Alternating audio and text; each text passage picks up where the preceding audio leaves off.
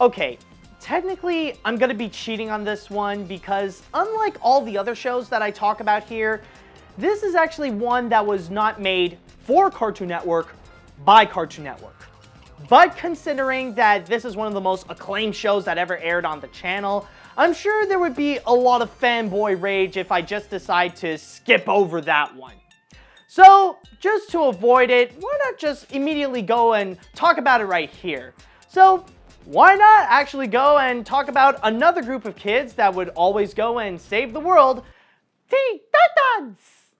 The show looks into a group of DC superhero teenagers called the Teen Titans. They consist of Robin, Starfire, Cyborg, Raven, and Beast Boy. While their main job is to fight crime in the city, the team also has to deal with knowing what they can and can't do, their friendship, and living their lives as teenagers.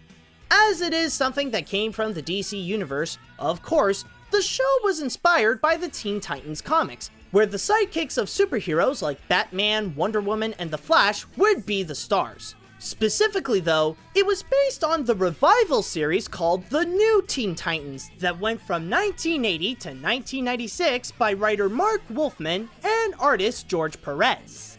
In the first comic of the series, DC Comics Presents number 26, the team consists of some of the original members of the group like Robin, Wonder Girl, and Kid Flash, but it also featured new characters that made their introduction in the comic like Cyborg, Raven, and Starfire. Also, it featured an older DC character from the Doom Patrol comics called Beast Boy, but completely changed him into, well, Changeling. When adapting it into the animated series, the crew decided to remove Wonder Girl and Kid Flash so that Robin can be the main recognizable DC character to the general public. However, they wouldn't be the only DC characters to fight crime. Some of the more notable ones include Aqualad in the first season, Terra, Speedy, Hotspot, and Wildebeest in the second, Bumblebee, and newly created characters Mas y Menos in the third to fully present the group Titans East, and many more. The series released its first episode on July 19th, 2003 on both Cartoon Network and Kids WB. But surprisingly, it didn't immediately start out beloved. Critics were giving it some mixed reviews due to the style and tone of the show. Then Vice President of Cartoon Network Sam Register had to step in and respond by saying, "Justice League is awesome, and Samurai Jack is awesome, and we buy a lot of anime shows that are great, but those shows really are directed more towards the 9 to 14 age group, and the 6 and 7 and 8-year-olds were not gelling with the Justice League and some of the more fanboy shows. The main mission was making a good superhero show for kids. Now, if the fanboys happen to like the Teen Titans also, that's great, but that was not our mission."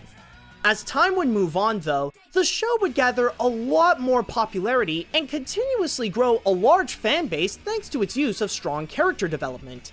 Interestingly enough, one way of presenting it would be how each season would focus on a specific character. Season 1 is about Robin, Season 2 is about Terra, Season 3 is about Cyborg, Season 4 is about Raven, Season 5 is about Beast Boy, and the TV movie is about Starfire.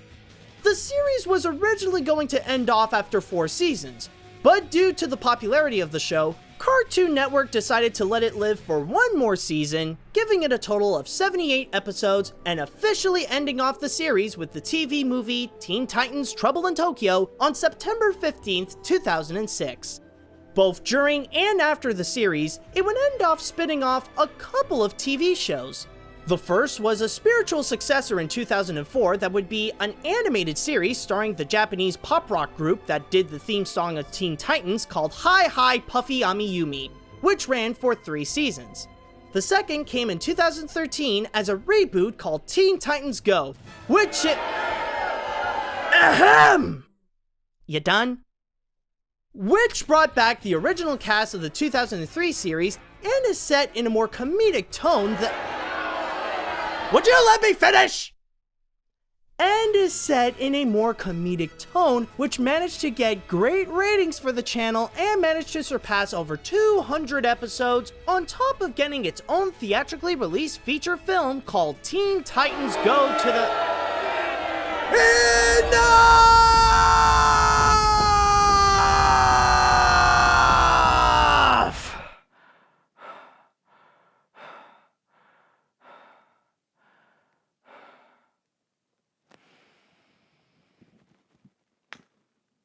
Now, I understand that there are a lot of people out there that hate Teen Titans Go, and that, yes, it is subpar to the 2003 series.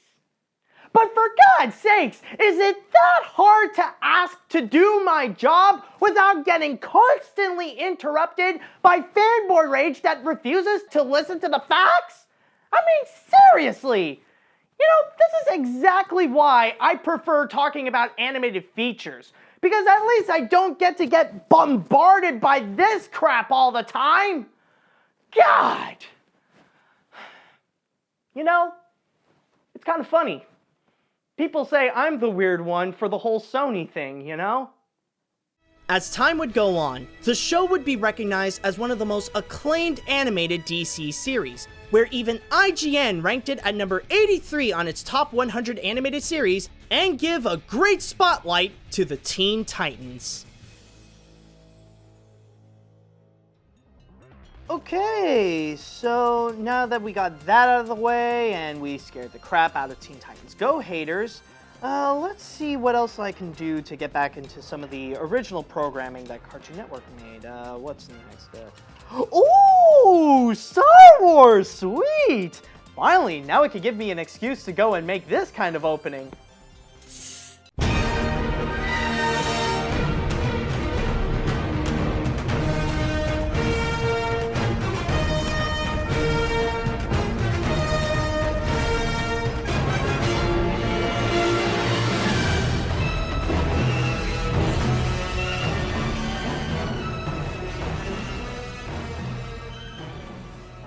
Holy crap, is it really going to take this long? You know, this idea was a lot better in my head. Oh well. You know what? Screw it. Let's just go back to the original idea. It's better to do it the old-fashioned way. Created as a bridge between Episode 2 and Episode 3 in the saga, we find the Jedi Obi-Wan Kenobi and his apprentice Anakin Skywalker in the middle of the Clone Wars, aiding the Republic fighting against Count Dooku and his army of separatists. Shortly after the release of Attack of the Clones, George Lucas had an idea to create extra content for his beloved franchise for the purpose of being a pathway between Episode 2 and his upcoming feature that will close off the prequel trilogy, that will allow audience to finally witness what has happened in the much-discussed Clone Wars. Nah, I'm just kidding. Lucas just wanted to find an excuse to still make some of that Star Wars money between Episode 2 and 3. What he decided to do is contact Genndy Tartakovsky to see if he could think of a short series that would be the Star Wars equivalent of Samurai Jack, which he agreed. The only thing that's more different than what Tartakovsky was accustomed to when making his shows like Dexter's Lab and Samurai Jack is that the episodes, or chapters in this case, only lasted about 3 to 5 minutes long. It wouldn't be until the third season when he and his team had the liberty of extending them to about 12 to 15 minutes. For the voices, the only one for the movies that reprised his role was Anthony Daniels as C-3PO. The rest were voice actors who previously worked on some Star Wars video games. Although most of the animation is traditionally hand-drawn, the only times when the crew had to bring in computer animation was when they had to present the scenes with flying ships. When crafting the animation, Tartakovsky placed several homages to the Canadian animation studio Nelvana, who crafted some animated Star Wars works from the late 70s and 1980s. These include the eyes of C-3PO move like how they do in the animated series Droids and the cartoon segment in the Star Wars Holiday Special.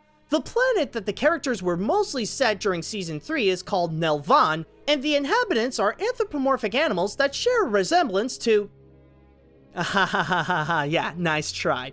But they're meant to reference the characters from Nelvana's first animated feature, Rock and Rule. Out of all the characters that were introduced from the series, the one that would later play a big part in Revenge of the Sith and gain massive popularity from fans is General Grievous. While he made his first appearance in the third season, the people working on the Episode 3 movie had yet to find a voice for Grievous. So, how would you keep the continuity if the voices would be different from one another?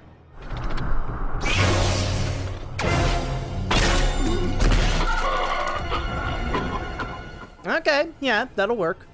The first chapter made its premiere on November 7th, 2003 on both Cartoon Network and online for members of Hyperspace, the official fan club of Star Wars. A day after each episode aired, they would become available to the public online on Cartoon Network's website. The show would receive great praise as much as Samurai Jack, and would win 3 Emmy Awards and an Annie for Best Animated Television Production on Season 3. Since technically it did simultaneously appear online, this would make it the first ever Emmy Award-winning web series. The show would end up having a total of 3 seasons with 25 chapters, with the last one airing on March 25th, 2005, less than 2 months before the release of Star Wars Episode 3: Revenge of the Sith.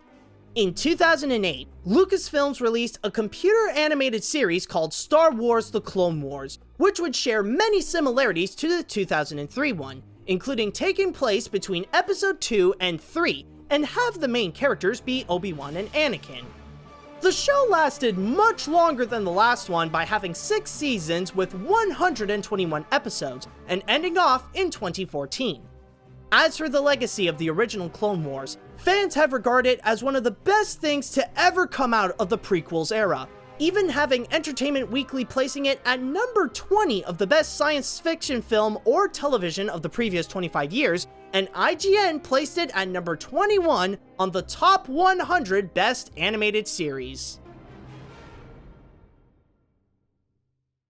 Now that we got the show based on already existing properties out of the way, let's head on back to some original programming with Foster's Home for Imaginary Friends.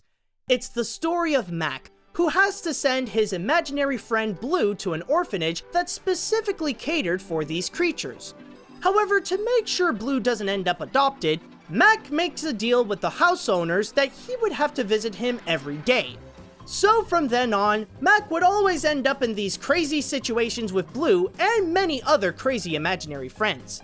The idea all began when the Powerpuff Girls creator, Craig McCracken, went to go adopt 2 dogs from the animal shelter with his then-fiancée Lauren Faust and Mike Moon. When thinking about how the lives of those dogs were before they came in, Craig had a spark of an idea where he wondered the same question, but for imaginary friends.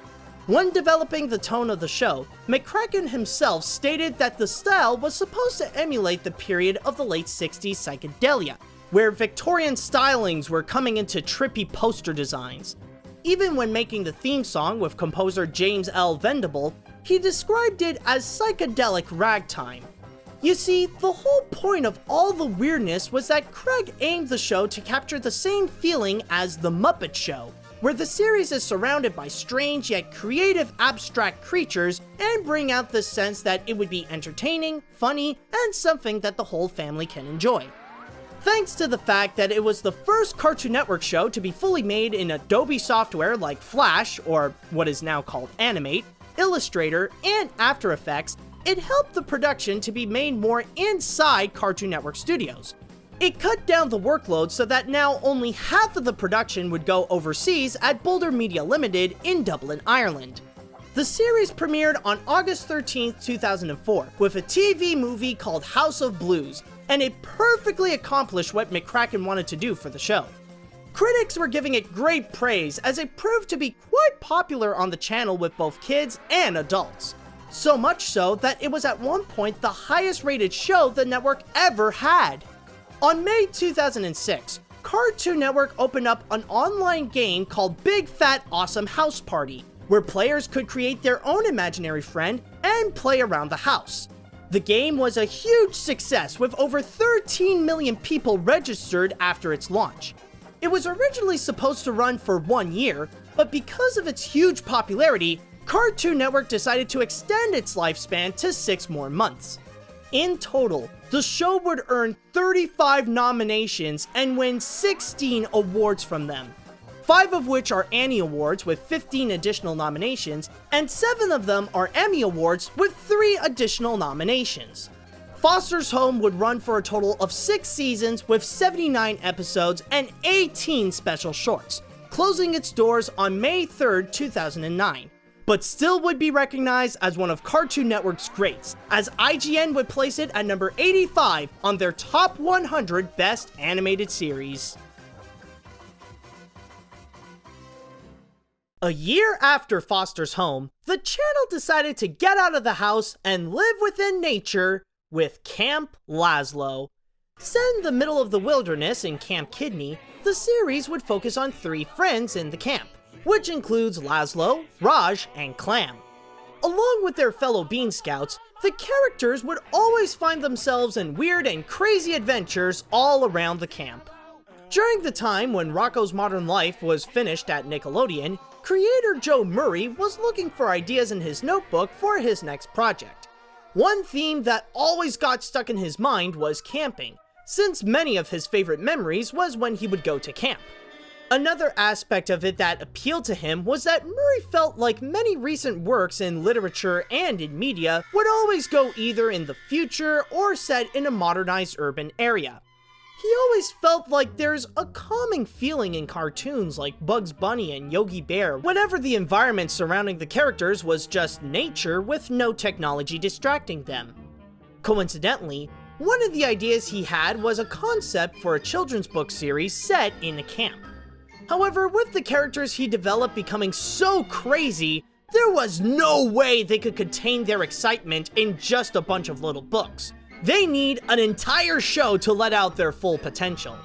Luckily, Joe got the opportunity from Cartoon Network to create a new show for the channel and sent them the pitch to make 3 Beans. Actually, let's not use that name. That sounded too much like a salad. Let's see, what else? I got it! Camp Lazlo! Okay, let's go with that. Once he got the approval for it, Murray went straight to work at Cartoon Network Studios and brought his buddy from Rocko's Modern Life, Mark O'Hare, to be a co-producer. In fact, along with new ones, he actually brought in many people from his previous show because they knew how to work with Joe and his sensibilities, including Peter Burns, Jeff Hutchins, Robert Skull, and writer Martin Olson. There are even some similarities among the cast. Carlos Alazraqui, the voice of Rocko, played the lead once again as Lazlo. Tom Kenny, who voiced Heifer, became the voice of both Scoutmaster Lumpus and his assistant Slinkman. And finally, Mr. Lawrence, who was Filbert last time, would also play Edward and the brothers Dave and Ping Pong. For the look of the animation, the show took inspiration from several areas in art. It can be from storybooks, comic strips, retro design from the 1950s and 1960s, and even painters like Henri Matisse and Pablo Picasso. Joe would even work with art director Sue Mondt in order to pick the right colors for the series so it could provoke a nostalgic feeling to the good old days of summer camps. The first episode premiered on July 8th, 2005, and had mostly gathered some positive reviews. On top of that, it would also go on to get some awards of its own, including 3 Emmy Awards and an additional nomination for one and for an Annie. The series would run for a total of 5 seasons with 61 episodes, 14 shorts, and 2 TV specials, which includes the Christmas-themed Camp Kringle and Where's Lazlo, an hour-long prequel that explained how the trio first met each other that won the show one of its Emmys.